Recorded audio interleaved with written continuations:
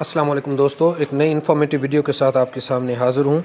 तो ये मैं कफ़ के हवाले से थोड़ा सा आपको इन्फॉर्मेशन दें तो इस ऑटोमेटिक वॉशिंग मशीन के रिज़ल्ट के बारे में कि ये कफ़ देख रहे हैं, ये एक ही बैच में धुले हुए हैं। ये बिल्कुल साफ़ है, कॉटन का है, जबकि ये पॉलिस्टर का है। इसमें आपको थोड़ी सी ये मिट्टी नज़र आ रही है कि इसमें ये रह गई है इसकी सफाई।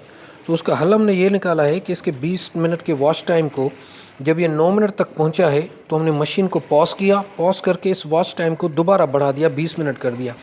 तो ये इजाफी मिनट्स हो गए। तो इसके बाद ये इसकी रिज़ल्ट में बहुत ज़्यादा फ़र्क आया है। तो मैं अगली बैच जो है उसमें आपको इसको मैं डबल टाइम दूंगा, मतलब ये मैं इसको 30 मिनट या 40 मिनट तक ले जाऊंगा। तो इसकी रिज़ल्ट भी आपको नेक्स्ट वीडियो में चेक कराऊंगा।